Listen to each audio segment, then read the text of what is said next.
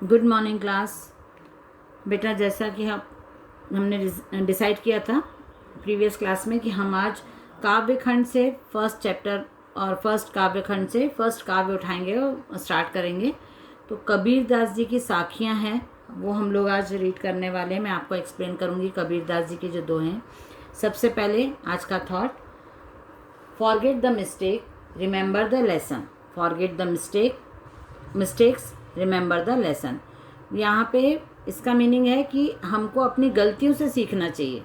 हमको अपनी गलती जो भी हम करते हैं लाइफ में, उनसे डर के और काम को छोड़ नहीं देना चाहिए, बल्कि उन गलतियों से सीखना चाहिए। उनसे लेसन हमको क्या मिल रहा है, उसके इफ़ेक्ट्स जान के हमको सोचना चाहिए कि हमको उस जो हमने गलती की है वो दोहराए नहीं। उस गलती से हमको क्या लेसन मिला है, तो हमको अपनी गलतियों से हमेशा सीखना चाहिए और उस गलती को नहीं दोहराते हुए सही काम करने की समझ होना चाहिए। तो mistakes are, forget the mistakes, remember the lesson. हमको अपनी गलतियों को भूल जाना चाहिए और उनसे हमको लेसन क्या मिला है, उस लेसन को हमको हमेशा याद रखना चाहिए। तो ये कबीरदास जी का साखियाँ। यहाँ पे कबीरदास जी का जो जीवन परिचय है उसमें ये बताया कि उनकी जन्म की सही तारीख किसी को भी आज तक नहीं पता है। मतलब उसमें भ्रांतियाँ बहुत है, सब अलग अलग बताते हैं। तो 1398 मतलब 13th सेंचुरी का ये बर्थ बता रहे हैं। 1398 का बता रहे हैं और उनकी मृत्यु बता रहे हैं 15th सेंचुरी 1518 1518 में। 1398 में बर्थ बता रहे हैं काशी में, और 1500 में उनकी मृत्यु बता रहे हैं। तो ये सब भ्रांतियां हैं, अलग अलग, किसी को भी सही नहीं मालूम है। और उनके बारे में बताया जाता है कि वो उन्होंने कोई स्कूल जाके शिक्षा ग्रहण नहीं की थी, लेकिन उनके जो सत्संग था, मतलब वो जिन लोगों के साथ रहते थे, अच्छा साथ था उनका, यहाँ वहाँ भ्रमण करते थे, जगह जगह जाते थे और अपने अनुभव के आधार से उन्होंने जो ज्ञान प्राप्त किया था उसी के आधार पे उनके रचनाएं वगैरह उन्होंने लिखी हैं। कबीरदास जी राम और रहीम को एक मानने वाले कवि थे। मतलब वो सर्वधर्म को समभाव से देखते थे, सम्मान की दृष्टि से देखते थे। उनके लिए ईश्वरीय सत्ता सबसे महत्वपूर्ण, ईश्वरीय शक्ति सबसे महत्वपूर्ण है, चाहे वो राम हो या रहीम हो। हिंदू मुस्लिम राम रहीम सब में समानता की भावना से, सबको समानता की भावना से जानते समझते थे, पहचानते थे, और प्रेम भाव उनके लिए सबसे महत्वपूर्ण होता था। उनकी रचनाओं में हमको ईश्वर प्रेम, ज्ञान, वैराग्य, गुरु भक्ति, सत्संग और साधु महिमा और आत्मबोध, जगत बोध, ऐसी अभिव्यक्तियां हमको उनके काव्य में मिलेंगी, पढ़ने को मिलती हैं। उन्होंने ईश्वर भक्ति के नाम पे बहुत जो धार्मिक कर्मकांड, पाखंड, जो दिखावे की पूजा की जाती है और भेदभाव बताया जाता है, छोटा बड़ा अमीर गरीब किया जाता है, इन सब को वो गलत बताते थे और ईश्वरीय शक्ति को सर्वोपरि मानते थे। अब हम स्टार्ट करेंगे साखियाँ। यहाँ पे साखियाँ जो है ये एक काव्य खंड है उनका, उससे ली है कबीर ग्रंथावली में। उनके सारे एक ही रचना है उनकी, कबीर ग्रंथावली। उसमें उनके सारे दोहे, छंद, रचनाएं, काव्य, गीत और कविता सब उसी में है उनका। लेकिन जो दूसरे कबीर पंथ को मानने वाले जो लोग हैं, वो लोग बीजक नाम का एक ग्रंथ है उसको ही प्रमाणित ग्रंथ मानते हैं कबीरदास जी का, और उसी से ये रचनाएं हम लोग जो पढ़ रहे हैं उसी से ली गई हैं। साखियाँ।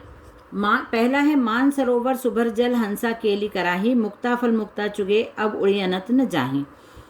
मतलब जिस प्रकार यहाँ पे उन्होंने, जो हम लोग हैं, प्राणी हैं, उनको एक हंस की तरह बताया है और पूरे जगत को एक सरोवर की तरह, तालाब की तरह बताया। जिस प्रकार एक सरोवर में जब हंस जाता है, हंस रहता है, तो वो भटकता रहता है इधर उधर, लेकिन जब उसको मान सरोवर में भटकता है, वो मछलियाँ खाता है, चुगता है, लेकिन वो संतुष्ट नहीं रहता। और जब उसको मान सरोवर जो हिमालय में है, वहाँ जब जो हंस जाता है, तो वहाँ उसको क्या चुगने को मिलता है, वहाँ उसको मोती की प्राप्ति होती है। मान सरोवर में मोती उसको चुगने को मिलता है। तो उसको अपना जीवन तृप्त लगता है, अपना जीवन सफल लगता है, वो संतुष्ट हो जाता है, बहुत खुश होता है, आनंदित होता है। और उसी की तरह हमको यहाँ पे संसार को एक सरोवर की तरह बताया है कबीर दास जी ने, और हमको एक हंस की तरह बताया है, जो हम भी हर जगह जगह प्राप्ति के लिए भटकते रहते हैं। हम कभी संतुष्ट नहीं होते, हमको एक चीज़ से दूसरी चीज़ प्राप्त करनी होती है। एक सुख मिलता है तो हमको दूसरा सुख चाहिए होता है। हम कभी भी संतुष्ट नहीं होते और हमेशा इधर उधर हंस की तरह भटकते रहते हैं। और जब हमको भगवान की सच्ची साधना, भगवान का सच्चा प्रेम, भगवान की सच्ची शक्ति रूपी जो यदि मोती प्राप्त हो जाता है, तब हम अपने जीवन को धन्य समझते हैं, हम अपने जीवन में संतुष्ट होते हैं। उसके पहले हम इधर उधर भटकते हैं, हंस के तरह अतृप्त रहते हुए उधर उधर भटकते रहते हैं। प्रेमी ढूंढत मैं फिरो, प्रेमी मिले न कोई, प्रेमी को प्रेमी मिले सब विष अमृत हुई। यहाँ पे प्रेमी से तात्पर्य है कि जो आत्मसंतुष्ट व्यक्ति होता है, जो सबसे प्रेम करने वाला होता है, वो हमेशा संतुष्ट होता है। और उसको सामने वाला भी यदि प्रेम करने वाला मिल जाता है, तो ऐसा व्यक्ति अपने जीवन को धन्य करता है, सफल करता है। और जो प्रेम करने वाला व्यक्ति है, यदि उसको कोई प्रेमी व्यक्ति नहीं मिलता, संसार में प्रेम नहीं मिलता, घर में प्रेम नहीं मिलता, तो वो अतृप्त की तरह भटकता रहता है इधर उधर, और उसको सब कुछ खराब लगता है, सब अच्छा नज़र नहीं आता उसको, सब कड़वा, सब बुरे, सब खराब दिखते हैं, क्योंकि वो खुद प्रेम को पाना चाहता है, उसको प्रेम नहीं मिलता। लेकिन जब आपको, अर्थात प्रेम नहीं मिलने पे हमको सब कुछ अच्छा नहीं लगता है, लोग अच्छे नहीं लगते, कुछ भी चीज़ हमको पसंद नहीं आती है। लेकिन यदि आपको पर्याप्त प्रेम मिलता है कि सभी लोगों से, सभी जगह से, और आपको दूसरों को भी प्रेम करना अच्छा लगता है। प्रेम नहीं मिलने की अवस्था में आपको कुछ भी अच्छा नहीं लगेगा, लोग भी अच्छे नहीं लगेंगे। और जब आपको अपने ही प्रकार से, अपने ही तरह के लोग मिल जाएंगे, प्रेम करने वाले लोग मिल जाते हैं, तो आपको जो विष है वो भी अमृत के समान लगता है। मतलब जो जहर है वो भी इतना अच्छा लगता है कि उसको आपको उसकी कड़वाहट महसूस नहीं होती है। आपको सभी अच्छा लगने लगा, आपको वातावरण अच्छा लगने लगता है, आपको लोग अच्छे लगने लगते हैं, आप उनकी अच्छाइयों को समझने लगते हैं। तीसरा है, थर्ड वन, हस्ती चढ़िए ज्ञान को सहज दुली चडारी, स्वान रूप संसारे भूकन दे झकमारी। आपने देखा होगा हाथी की पर्सनालिटी कैसी रहती है। हाथी देखा है आप लोगों ने, कैसा रहता है? बहुत हाइटेड रहता है, बहुत बड़ा सा रहता है, और उसकी काया इतनी डील डॉल उसका इतना बड़ा रहता है, भारी भरकम रहता है कि जब वो चलता है तो वो अपने ही मद में रहता है, अपने ही अभिमान में, अपने ही ख्यालों में, वो आसपास ये देख के नहीं चलता कि कौन मेरे ऊपर हंस रहा है, कौन क्या देख रहा है, कौन मेरे पैरों के नीचे आ रहा है। वो अपने ही आप में चलता जाता है, जहाँ उसको जाना रहता है वो वहीं जाता है। उसके रास्ते में जो भी आता है वो उसको हटाता जाता है और उसको अपने आप को आगे लेता जाता है। और यहाँ पे कवि ने पूरे और जब भी आपने देखा होगा कि यहाँ पे कवि ने संसार को एक ऐसा बताया, अपने आप को उन्होंने हाथी की तरह माना है और संसार को कुत्ते की तरह माना है। क्यों? क्योंकि आप लोग जानते हैं कि जब भी कुत्ता एक ऐसा प्राणी होता है जो जिस चीज़ को जानता है उस चीज़ को देख के प्रतिक्रिया नहीं देता, लेकिन उसके लिए जो अनजान अपरिचित व्यक्ति होते हैं, अपरिचित कुछ वस्तु होती है, उनको देखकर वो प्रतिक्रिया देता है, क्योंकि वो उसके लिए कुछ अलग है, कुछ जानने योग्य है। तो कभी भी आप देखना, जब हाथी निकलता है तो कुत्ते ज़रूर भौंकते हैं, क्योंकि कुत्ता उनसे परिचित नहीं होते हैं, वो कभी कभी दिखने वाला प्राणी होता है हाथी। और कुत्ता जो इस टाइप के हमारे साथ में रहने वाला सामाजिक प्राणी जैसा रहता है, वो भी हमारे घरों में रहता है, पारिवारिक सदस्य जैसा बन जाता है। तो जो हम लोगों को यदि वो जानता है तो नहीं भौंकता है, नहीं प्रतिक्रिया देता है, हमको पहचानने लगता है। लेकिन किसी नए व्यक्ति को देखेगा, कुछ नई चीज़ को देखेगा, तो वो ज़रूर भौंक कर अपनी प्रतिक्रिया देता है। इस प्रकार यदि हाथी देखता है तो वो बहुत ज़ोर ज़ोर से भौंकता है, लेकिन हाथी को कुत्ते के भौंकने का कभी भी कोई इफ़ेक्ट नहीं होता, कभी भी कोई फ़र्क नहीं पड़ता है। तो उसी प्रकार कवि कहते हैं कि संसार को भी आप एक कुत्ते के प्रकार से जानो, भौंकने वाला, कि संसार में ऐसे बहुत लोग होते हैं कि जो आपको आपके लक्ष्य से भटकाने के लिए और आपको गलत रास्ते पे ले जाने के लिए, आपको आपके सही को गलत बताने के लिए अनेक प्रकार से आपको विचलित करेंगे, बोलेंगे, आपको टोकेंगे, आपको जैसे कहते हैं ना कि लेग पुलिंग करेंगे आपकी, आपको नीचा दिखाने की कोशिश करेंगे, आपको गलत साबित करेंगे। लेकिन यदि आपके जीवन में लक्ष्य निर्धारित है, आपका गोल, आपको क्या अचीव करना है वो यदि फिक्स है, तो आप पूरे संसार को जिस प्रकार हाथी चलता है उस प्रकार आपको चलना है, बिना किसी की परवाह किए। तो संसार में कोई भी आपको क्या कमेंट कर रहा है, कोई आपको हंसी उड़ा रहा है, कोई आपको नीचा दिखाने की कोशिश कर रहा है, इन सब बातों को आप दुर्लक्ष्य करते हुए, अवॉइड करते हुए आगे बढ़ते जाओ, तो आप अपने लक्ष्य तक जरूर पहुंचोगे।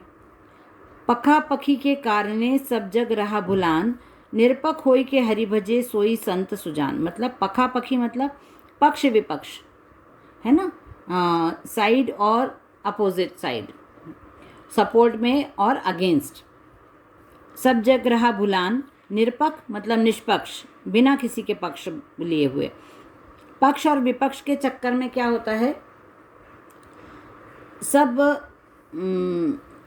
कुछ हमको प्राप्त नहीं हो पाता है। हम अपने पक्ष को सही बताते हैं, अपने धर्म को सही बताते हैं, अपने समाज को सही बताते हैं, अपने रीति रिवाज को सही बताते हैं और सामने वाले को गलत बताते हैं। इससे क्या होता है, हमारी आपसी वैचारिक मतभेद बहुत बढ़ जाते हैं, हमारे विचार नहीं मिल पाते हैं और हम हमेशा कुछ भी प्राप्त नहीं कर पाते हैं।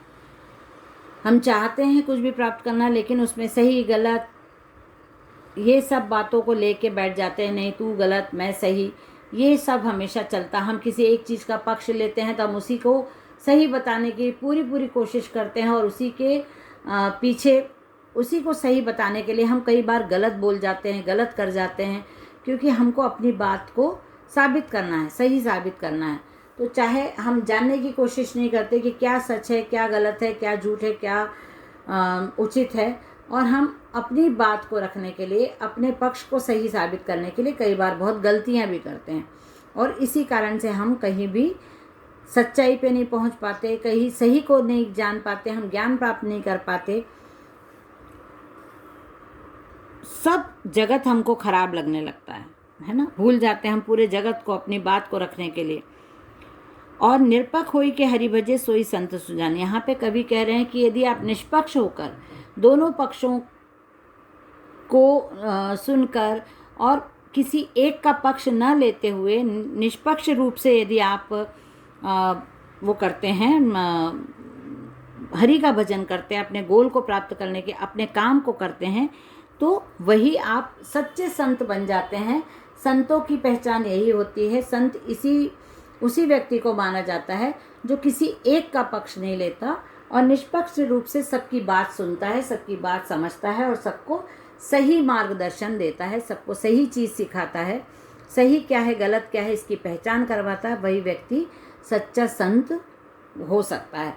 आज हम बहुत संत महात्मा को मानते हैं, गुरु दक्षिणा लेते हैं, गुरु मानते हैं, लेकिन यदि वो संत आपको सभी धर्मों का सम्मान करना सिखाता है, सभी धर्मों की अच्छी बातों का ज्ञान सिखाते हैं, सभी को प्रेम, मानवता, ऐसी विश्वास, भक्ति, ऐसी भावनाओं में आपको रहना सिखाते हैं, तो वही सच्चे संत हैं।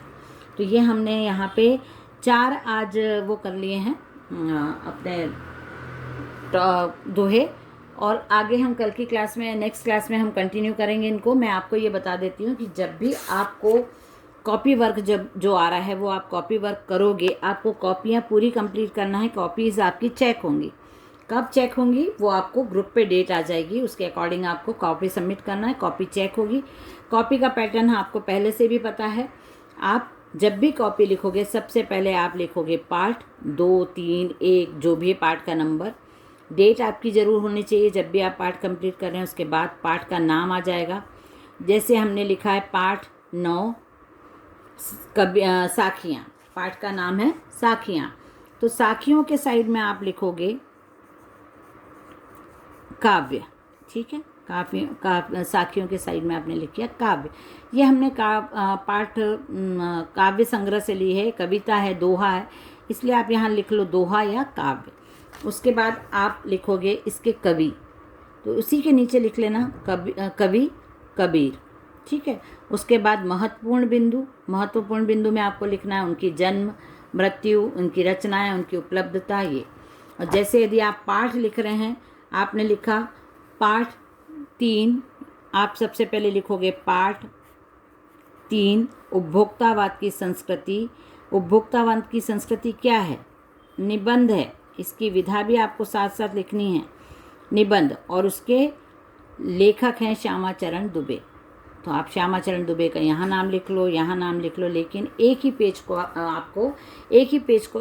पे आपको बहुत सारी इन्फॉर्मेशन कलेक्ट करके रखनी है। जैसे ये जो ऑब्जेक्टिव्स आपके बनेंगे वो इसी के अकॉर्डिंग बनेंगे। आपके जो पाठ हैं, उनके लेखक, कवि, उनका परिचय, ये सब, इसलिए मैं आपको कॉपी पैटर्न। फिर उसके बाद निबंध के बाद मतलब जो आप इन्फॉर्मेशन लिख लोगे, उसके बाद आपको महत्वपूर्ण बिंदु लिखना है, देन उसके बाद क्वेश्चन आंसर, ठीक है। तो कॉपी का पैटर्न यही रखिएगा। नेक्स्ट क्लास में मिलते हैं। चलिए बाय एवरीवन।